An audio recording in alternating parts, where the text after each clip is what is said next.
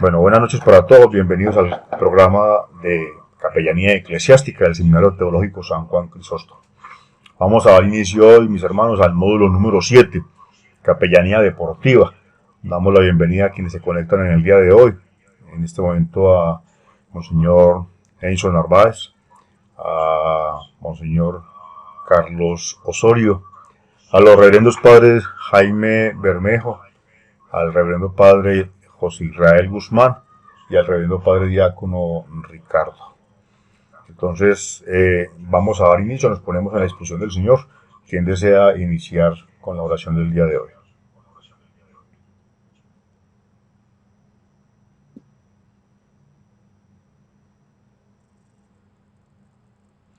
Nos encontramos en el nombre del Padre, del Hijo y del Espíritu Santo. Amén. Dios de misericordia infinita y gran bondad, nos acogemos a tu santísima misericordia. Ven sobre nosotros con la fuerza de tu Espíritu Santo, que nos cubra y nos proteja. Que el manto de la Santísima Virgen María nos dé la fuerza y el entendimiento a través del Espíritu Santo, y podamos percibir de manera positiva y acertada cada uno de los argumentos de esta enseñanza eclesiástica para nuestra formación y el beneficio de todos y cada uno de los allegados a nuestra iglesia. Tú que vives y reinas eternamente por los siglos de los siglos. Amén. Bueno, módulo número 7, Capellanía Deportiva. Como su nombre lo indica, es el área de la capellanía que está a puertas de acompañar procesos religiosos y espirituales en las áreas deportivas. Está muy de moda, no ahora, sino siempre, hace muchos años, cuando se dieron cuenta que los deportistas también necesitaban alguien que les dijese: adelante, usted puede, o alguien que les pusiera un espejo de frente y le dijera: mírese todas las capacidades que usted tiene.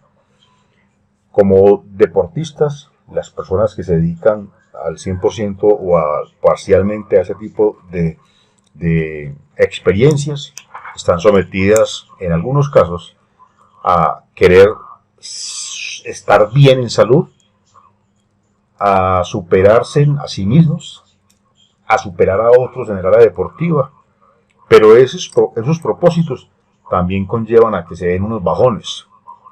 Normalmente los que más conocidos son los bajones psicológicos. Esos bajones psicológicos se dan cuando perdemos toda esperanza, cuando perdemos todo ánimo, toda fuerza, pero con los años alguien se vino a dar cuenta, por allá en la década del año 50 y en adelante, que los deportistas, en su gran mayoría, también tenían creencias, y que esas creencias, de una o de otra manera, incentivaban su fuerza espiritual para hacer de manera proactiva el ejercicio de un deporte. Cuando un deportista llega en su área de juego, en este caso por ejemplo en el área del fútbol, llegan a la cancha y bendicen la cancha y se bendicen a ellos mismos, no, denota uno y se refleja una expresión popular de la cultura religiosa en algunos sectores, países o áreas, que esas personas tienen una tendencia cristiana de entregarle su disposición deportiva al Creador. Lo hemos visto en faenas deportivas, en olímpicos, cuando muchos deportistas salen a batallar por ganar la gloria con camisetas marcadas con símbolos de iglesias, y en el caso de la iglesia ortodoxa, muchos atletas famosos salen con camisetas con la Teotocos o un santo ícono especial que sienten y deducen ellos que desde la fe y la misma creencia les da la fuerza para hacer las cosas de la mejor manera posible. ¿Cómo entonces enmarcamos nosotros como clérigos y como ministros de culto? ¿Cómo encajamos? ¿Cómo inyectamos nuestra parte desde la parte espiritual? ¿Cómo llegamos allá sin fanatismos, sin arraizar conceptos personales, sino de la experiencia de las Escrituras? Es esto entonces lo que nos lleva hoy a dar inicio al módulo número 7 del programa de capellanía. Solo recordarles que los 14 módulos, hoy estamos llegando a la mitad de los módulos. Entonces tenemos que el módulo de capellanía eclesiástica, vamos a ver, fines de la capellanía deportiva. ¿Cuál es el objetivo entonces que pretende o deben marcar el ejercicio de un capellán deportivo? Atender integralmente a los atletas que practican las diferentes disciplinas deportivas, con el propósito de darle un manejo seguro a los sentimientos y emociones canalizadas, ya que los deportistas estén sometidos a una serie de presiones psicológicas y físicas, procurar el logro de sus metas. Mira lo que les decía yo al principio, que esa presión psicológica por querer superarme, por querer superar a otros, por ganar un estatus, una posición, una medalla, lleva a que estas personas que son seres humanos con todas las debilidades puedan caer no solamente en la derrota, sino en sus emociones. ¿Cómo llegamos nosotros? Por ejemplo, ¿cómo ofrecerían ustedes el servicio de capellanía deportiva?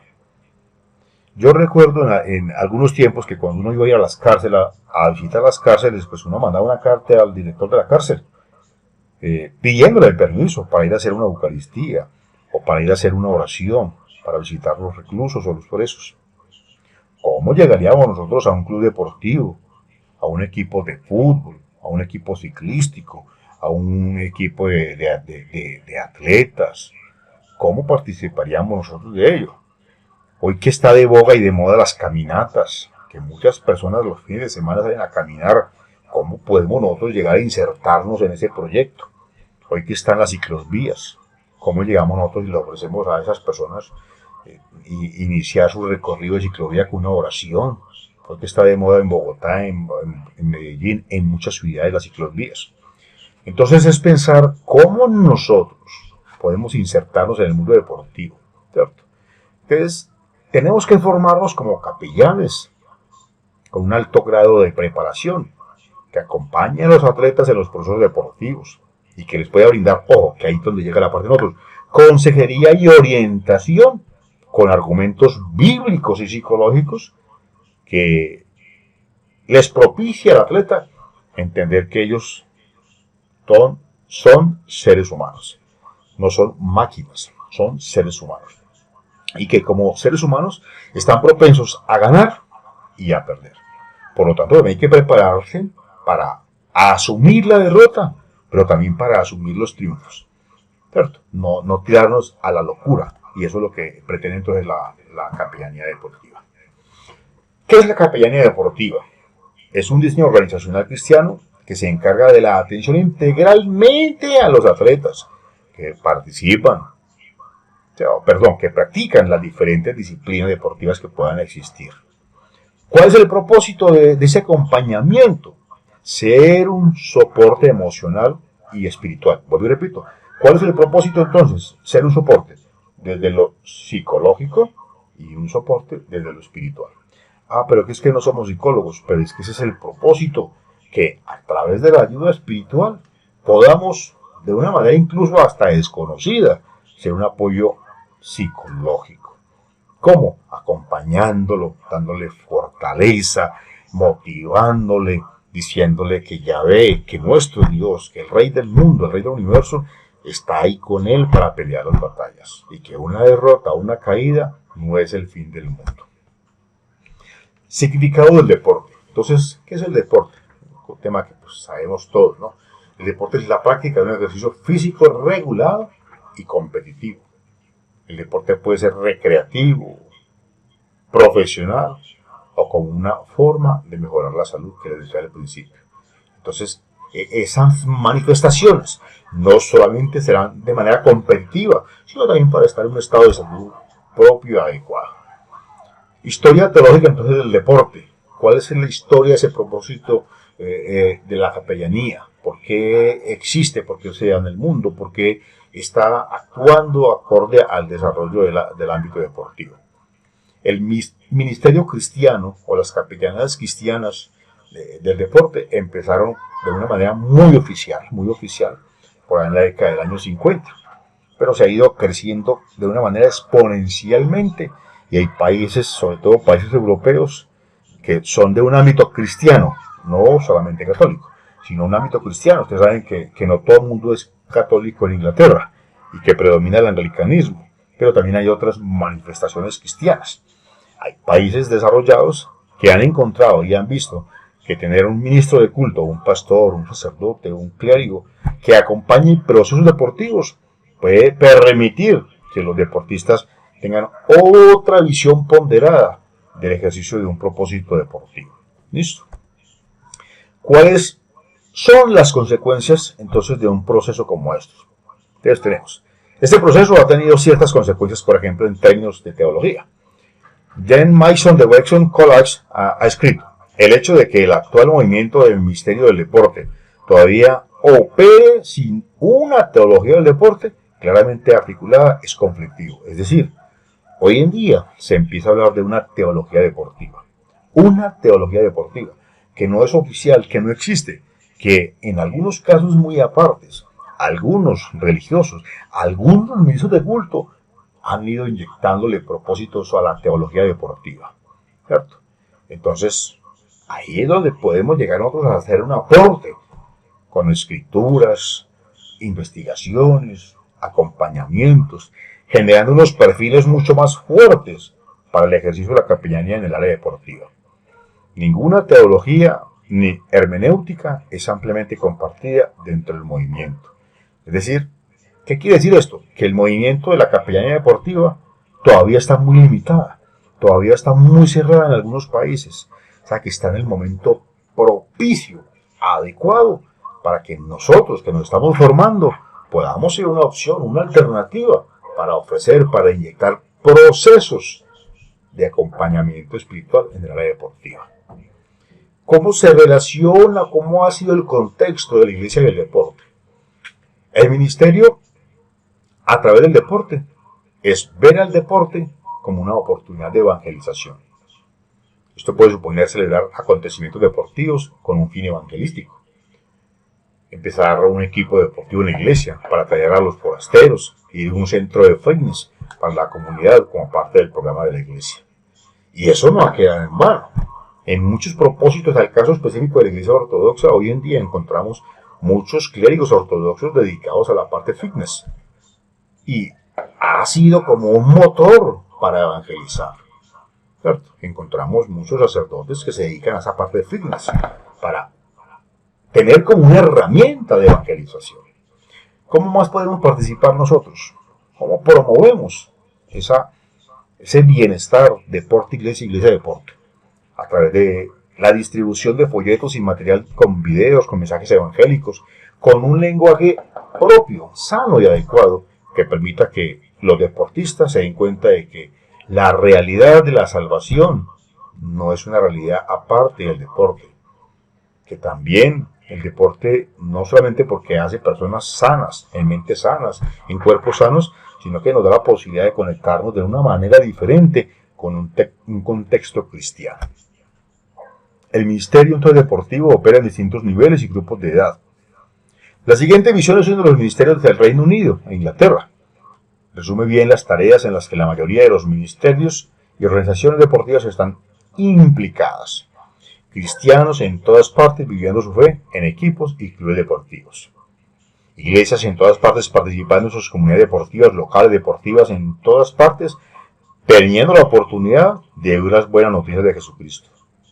Capellanía deportiva como una oportunidad de servicio y testimonio. Ahí vemos una figura de clérigos jugando fútbol. Yo recuerdo en mi época de juventud, pues uno cuando está en el seminario, siempre hay tardes deportivas. Pero yo recuerdo que tuve un párroco, el padre Narváez lo recuerda, que fue el padre Bernardo. Y Bernardo era fascinado con el básquetbol. Y él todos los días se iba a una finca que llamaba Velava a jugar básquetbol.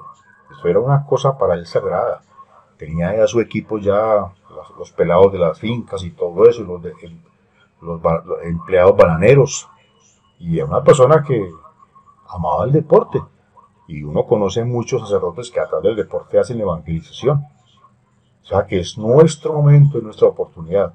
Entonces, bueno, podrá decir de pronto Carlito, yo qué deporte voy a hacer, mi situación, mi condición. Hombre, no solamente uno evangeliza desde el deporte y con el deporte, sino con la reflexión desde las Escrituras. ¿Cierto? Mire, yo no puedo correr, pero les puedo venir y darles una charla sobre el amor cristiano que debe primar en quienes se lanzan al ruedo para lograr metas y propósitos. La capellanía deportiva, entonces, es un programa que surge en las Olimpiadas de Londres, y se puede decir que fue el más completo dirigido en unos Juegos Olímpicos con 162 capellanías acreditadas en 3 categorías distintas para servir a los atletas y demás personas en la Villa Olímpica, trabajadores, voluntarios, medios de comunicación. Es decir, en las Olimpiadas de Londres se presentaron 162 capellanías de diferentes áreas del deporte a acompañar procesos deportivos. ¿Ve? Fue un excelente ejemplo cristiano, con corazón de siervo, trabajando junto al Comité de Organización Olímpico para revalorizar el acontecimiento. Lo cual quiere decir de esa experiencia que hay mucho camino por recorrer. Entonces, ¿qué es la consejería deportiva? Ahí viene ya una parte especial, álgida e importante. ¿A quién le gusta perder? A nadie le gusta perder. Cuando perdemos un ser querido, caemos en la derrota, el dolor, cuando perdemos un empleo, cuando perdemos una pareja, cuando perdemos una batalla, cuando perdemos una competición, caemos en el aburrimiento, la tristeza, en el dolor y el llanto.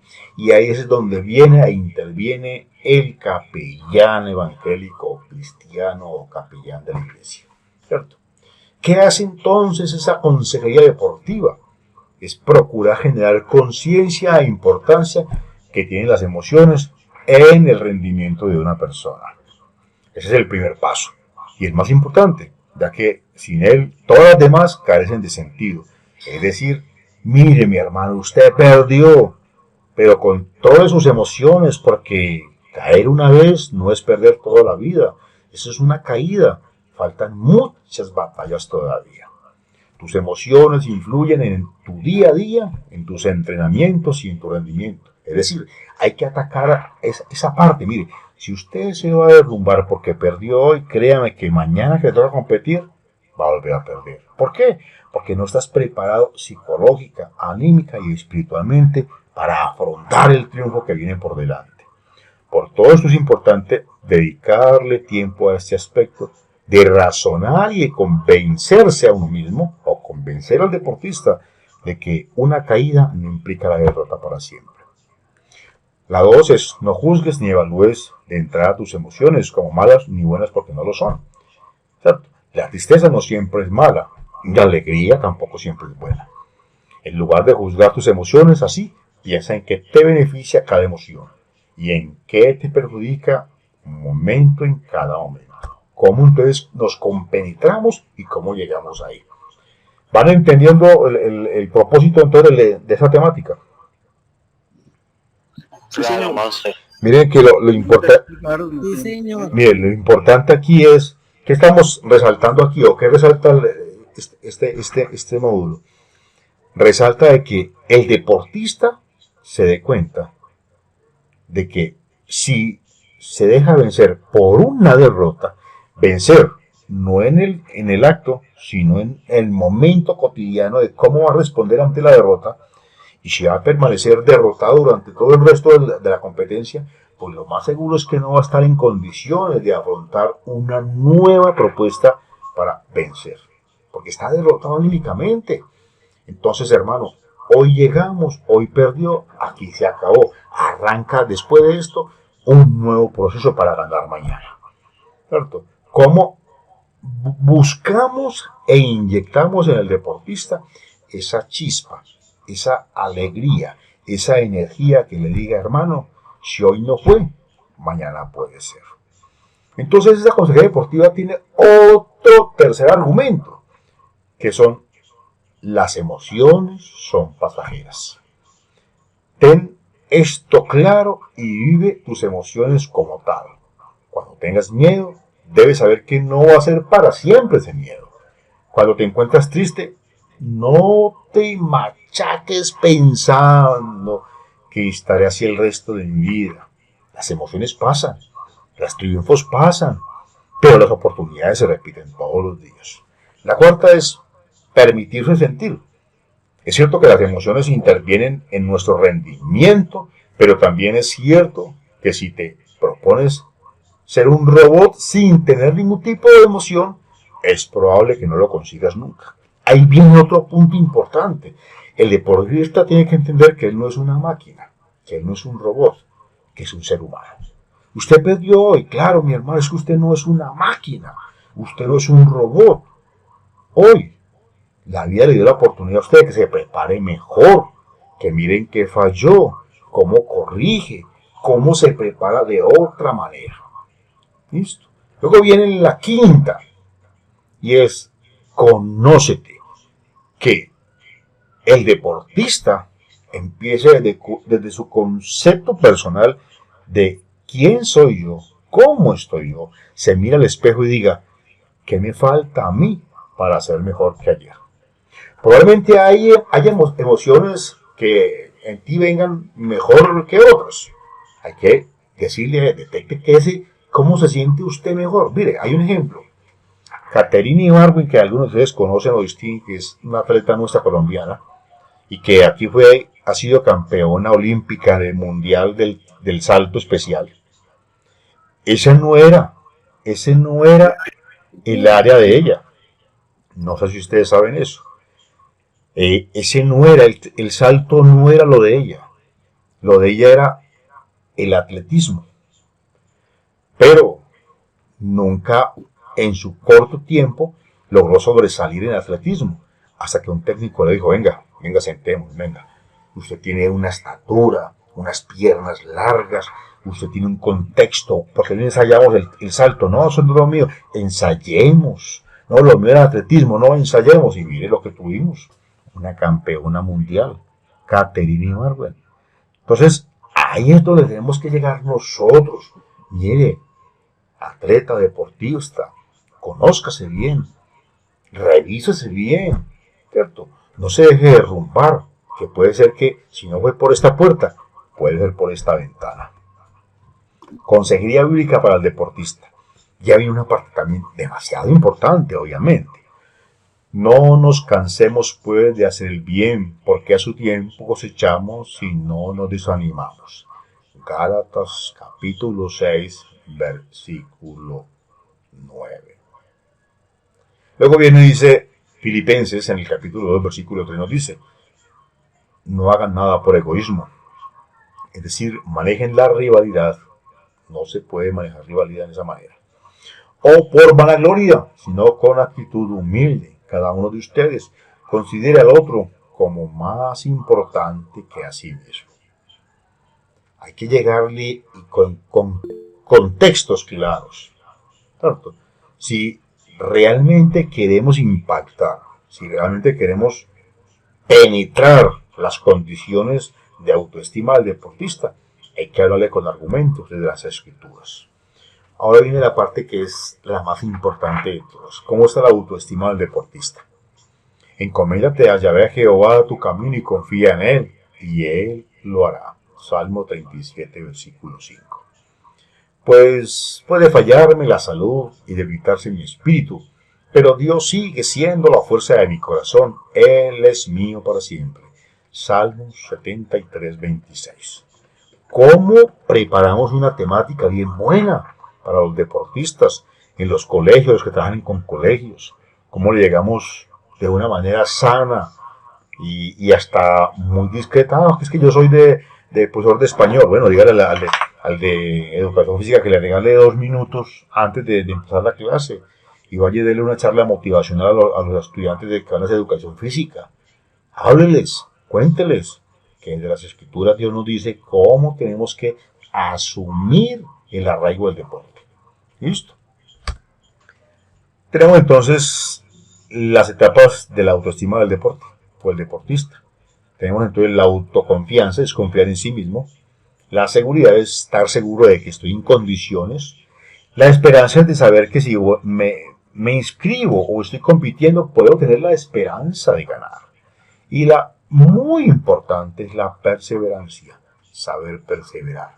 Entonces, los pasos de la autoestima del deportista son autoconfianza, la seguridad, la esperanza y la perseverancia.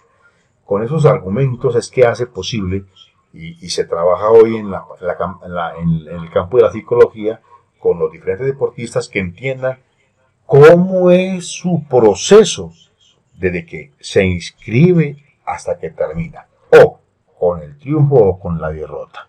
Si hay triunfo, hermano, tenías suficiente autoconfianza y seguridad, nunca dejaste caer la esperanza.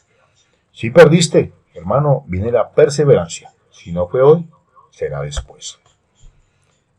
Entonces encontramos que la autoconfianza es el término que empleamos en el ámbito de la psicología del deporte para referirnos a la confianza que un deportista tiene en sus propios recursos para alcanzar el éxito.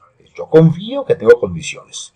La seguridad cotidianamente se puede referir a la ausencia del riesgo o la confianza en algo o en alguien. Tengo la plena seguridad de que me preparé a conciencia. La perseverancia es la firmeza, la constancia, la manera de ser o de obrar. Y la esperanza es esperar con fundamento que se ha de conseguir lo que se ha propuesto, lo que se ha deseado, lo que se ha pretendido. Esas presiones psicológicas y físicas del deporte a veces hacen mellas y hacen un hueco profundo en el deportista.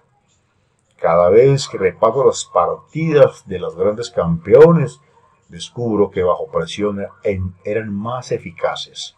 Solía decir Garry Kasparov, político y escritor ruso y campeón del mundo de ajedrez en la década del 85, 90 y 2000. Los que tenemos un poquito más de 50 recordamos al tan mencionado Kasparov, que eso cuando anunciaban que iban a competir y iba a salir en televisión blanco y negro, uno era pendiente como las peleas de Happy Lora. Aunque yo no entendía uno ajedrez, pero saber que esos estaban matando dos cerebros ahí jugados, dándose candela, como diríamos vulgarmente, en un juego de esos de pensamiento y estrategia era muy importante. Bueno, mis hermanos, entonces, este propósito de este módulo de capellanía deportiva es entender cuál es el papel que tenemos o que jugamos nosotros como ministros de culto preparados en una área como es el área de la capellanía. Cómo aportamos nuestro grano de arena, cómo insertamos en las escrituras, cómo insertamos el evangelio en un campo como estos, un campo que es realmente necesario entender que con Dios todo es posible. Esas mismas presiones psicológicas que afectan profundamente al ser humano son las que tienen que invitarnos hoy a que miremos con qué madurez y responsabilidad podemos estar actuando quienes participan del deporte o acompañan procesos deportivos. Hay jugadores que aumentan su eficacia bajo la presión. O sea, psicológicamente tiene una capacidad innata para ser fortalecidos en esos momentos. A menudo se dice que las lesiones se generan primero en la cabeza y después en el cuerpo. Cuando ya la persona dice no fui capaz, empieza a derrumbarse hasta que pierde. Los campeones saben quitarse presión con algunos factores de la depresión: apatía operativa, serenidad mental, la indiferencia instrumental. Mire, hoy encontramos, antiguamente, yo veía estos días los equipos de fútbol, cuando llegaban a la sede, llegaban en un bus normal, como pasajeros. Hoy en día no. Yo no sé allá cómo lo ven ustedes en sus lugares. Aquí en Medellín, cuando va a jugar el Medellín o el Nacional, eso vienen las patrullas de policía 2 cuadras o 3 cuadras antes, cierran vías y vienen en su bus especial y una comodidad impresionante. Ese día ellos, un día antes, no están en casa, están en un hotel, están en el centro de concentración y luego van a un hotel. Terminado el partido, no van a sus casas, van a un hotel, relajados, tranquilos. Eso ha ido cambiando.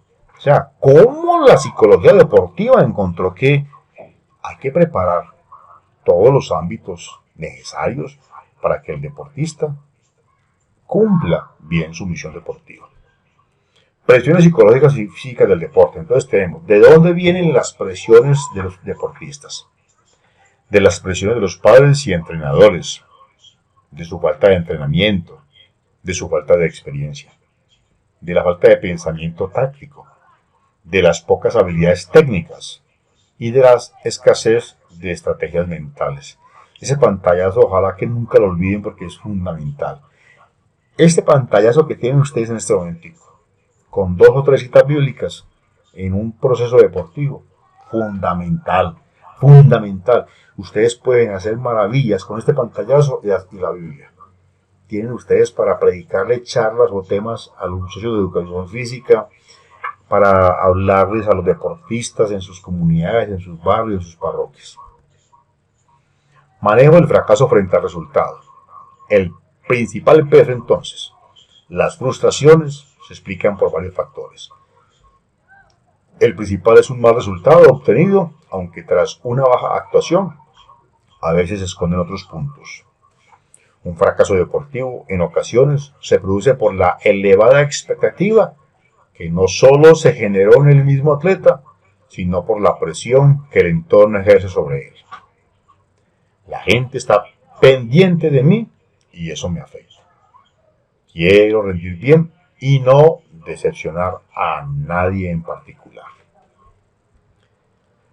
Manejo del fracaso frente a los resultados. Sé que hay muchos esperando que yo responda, indica Javiera Faleto.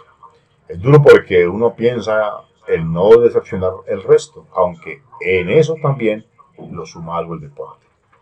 ¿Cómo le decimos a la gente prepárese psicológicamente por si gana o por si pierde? Mire, un ejemplo popular de cómo prepararse psicológicamente para la derrota ha sido un ciclista nuestro colombiano.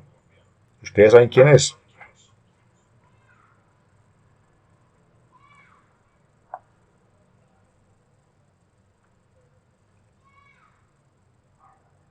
Señor, me atrevo a decir a Egan Bernal, por ejemplo, ¿no? Tuvo ese accidente tan duro hace unos meses. Sí.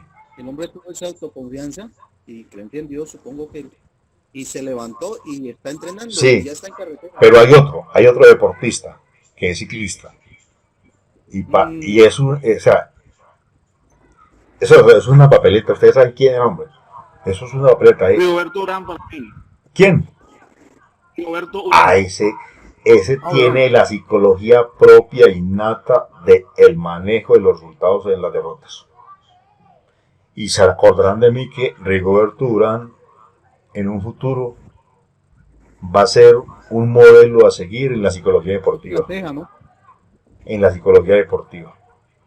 Ese Sí, muchacho sí, papi. pierde hoy y es cagado de la risa disponiéndose para ganar mañana. O sea, ese tipo psicológicamente es un campesino de Urrao, ya está tapado en la plata, pero ese berraco, si hubiera tenido estudio, sería un mago pero excelente. Y yo estoy seguro que a futuro, 5, 8, 10 años, la psicología deportiva va a tomar muchos argumentos y palabras de Rigoberto Urán. Porque aparte de que otros deportistas caen, se accidentan, como todos sucede con ellos, accidentes graves, luchan por superarse, pero es que Rigoberto es una persona que se prepara todos los días para ganar y así no gane, él dice, gané, pucha, me enfrenté a los mejores, la batallé, la di, o sea, uno nunca ve derrotado a Rigoberto Urán cuando pierde. A eso tenemos que llegar nosotros como capellanes deportivos, decir a los muchachos, si no fue hoy, puede ser mañana. ¿Cuál es el perfil entonces del capellán en esta área? Eso es muy importante. El capellán debe saber que está enfrentando situaciones que no son viables o visibles en el atleta, pero que están ahí porque son psicológicas. Tiene poco tiempo para compartir en familia cuando se dedica 100% a la capellanía deportiva. Altas horas de entrenamiento, porque si lo contrata un equipo deportivo, tiene que estar al tanto de sus muchachos. Una vida social limitada. Heridas muy profundas a causa de no superar las expectativas muchas veces.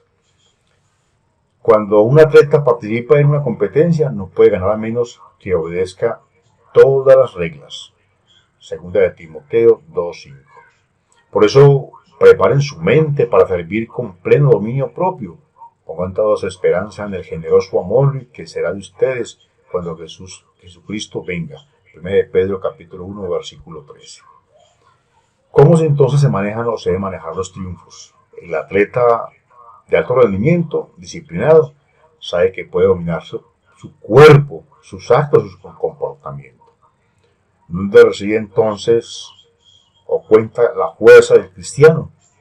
No en su juventud, como nos lo explica bien las escrituras, Isaías 40:30, ni en su vigor o recursos, como lo dice el mismo Salmo 33, 17. No está en su grandeza o popularidad, sino en la fuerza que reside de parte de Dios. ¿Cómo entonces manejar los triunfos? Que eso es muy importante.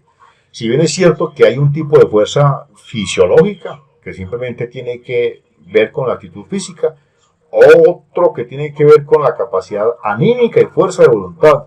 Ambos están limitados, lo que cada momento o cada persona puede tener. Pero la fuerza y el vigor que viene de Dios, nada tienen que ver con estos dos anteriores. A ver, alguien me dice por qué se da esto, ese párrafo, por qué se da eso. Hay una razón, es una virtud teologal. ¿Qué hace que si somos conscientes, ojo, pero la fuerza y el vigor que viene de Dios nada tiene que ver con los dos anteriores? ¿Alguien sabe?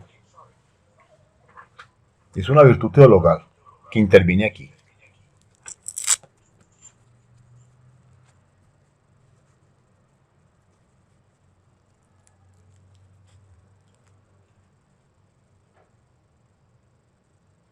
Oye, me dejaron solo en la clase.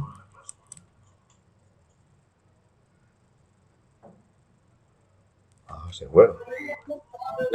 La fe, monseñor. Aquí estamos. Sí, padre diácono, tiene toda razón. La fe.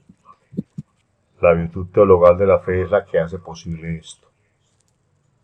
Y eso es muy importante.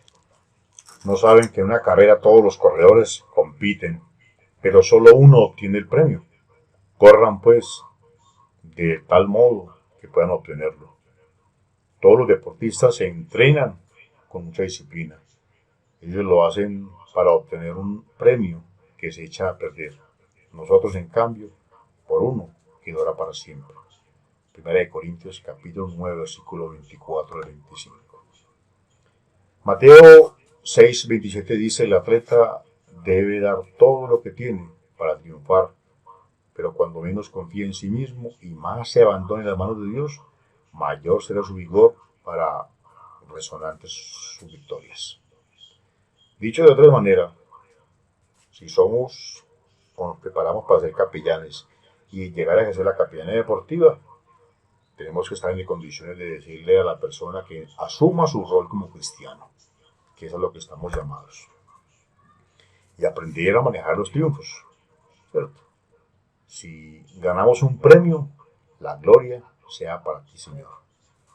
Un ejemplo de ello vemos a muchos deportistas hoy, como el caso de la foto, Falcao, que no cesa de bendecir y darle gracias a Dios por cada triunfo, por cada derrota.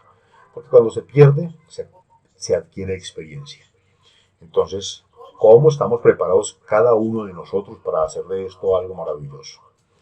¿Cuál sería la conclusión entonces que podríamos tener aquí? Que necesitan hombres y mujeres al servicio de Dios, con mucha pasión, por las almas de los deportistas, con capacidad cognitiva, emocional y espiritual, para hacer buen uso de la consejería aplicada a los deportistas, que diariamente confrontan difíciles situaciones para alcanzar sus sueños, sacar sus familias de la pobreza y ser grandes adoradores de Jesucristo en estos tiempos difíciles. Y para finalizar, los invito a esta lectura. Colosenses, capítulo 3, versículo 23. Pongan el corazón en lo que hagan, como si lo hicieran para ganar al Señor y no para gente mortal. El deportista exitoso es aquel que se esfuerza al máximo, porque ha aprendido a dar lo mejor en toda circunstancia. Además, sabe que los mediocres nunca alcanzan sus objetivos, porque no se preocupan por superarse constantemente. Entonces, ¿cómo nosotros estamos en condiciones de ser un vivo reflejo de la condición del deportista, acompañándolos con procesos bíblicos y psicológicos. Hombre, es que yo no soy psicólogo, pero ya sos ministro de Dios. Y el complemento especial parte de la fe. Con qué fuerza y con qué esperanza también lo estamos haciendo. Aquí entonces hemos terminado el módulo número 7, capellanía deportiva. Por lo tanto, entonces, hoy ya aquí estamos enfrentándonos nuevamente a la realidad en este día de hoy. Bueno, ¿cómo nos pareció la temática? Fácil también de manejar y entender, ¿no? Excelente, monseñor. Notan ustedes que sobresale, muy importante, la fe, las escrituras, pero por encima de ello, que el deportista entienda y comprenda que no es una máquina, que no es un robot, que es un ser humano y que sí, Que también tienen sus limitaciones. sus limitaciones, sí. Bueno, mire, El problema, señor, es que se ha convertido también en el deporte en un negocio. Entonces, el rendimiento, también toda la presión que ejercen las empresas del deporte también sobre el deportista, que también termine generando otro tipo de dificultades. sí, El afán de producir, de rendir deportivamente. lastimosamente toda la vida se sabe que el deporte ha sido eso. O sea, la gente se vuelve deportista Marketing. para salir de pobre. Eso es una Hay realidad. apuesta y todo eso. Sí, claro, es una realidad. Bueno, mis hermanos, terminemos entonces. Yo les agradezco por haber participado en el día de hoy. Quien desea hacer la bendición final, adelante. En el nombre del Padre, del Hijo y del Espíritu Santo. Amén. Le damos gracias una vez más, Padre Santo, por esta noche que nos has permitido estar aquí. Gracias, bendito Dios, por la enseñanza impartida por Monseñor, recibida por nosotros. Gracias, Padre Santo, por permitirnos estar aquí, a pesar de las dificultades de la vida cotidiana. Aquí estamos, Señor, haciendo el esfuerzo para formarnos, para dar una razón mucho más adecuada de nuestra fe hacia nuestros hermanos. Te pido, Señor, que nos siga guiando, nos siga iluminando por medio del Espíritu Santo y ayúdanos a seguir adelante, a superar todo obstáculo, a superar todo aquello que se quiera levantar en contra nuestra. Te lo pido en el nombre de Jesús, que vive y reina contigo en la unidad del Espíritu Santo y es Dios por los siglos de los siglos. Amén. Amén. En el nombre del Padre, del Hijo y del Espíritu Santo. Amén. Amén. Bueno, mis hermanos, hemos terminado hoy el módulo número 7 del programa de capellanía eclesiástica. De antemano, Dios les bendiga, muchísimas gracias y bueno, ya están cerca de graduarse con la ayuda de Dios. Muchas bendiciones, feliz descanso para todos, cuídense bastante, que estén muy bien, felicidades. Chao. Gracias a usted, Monse. Bendiciones. Bye. Nos vemos.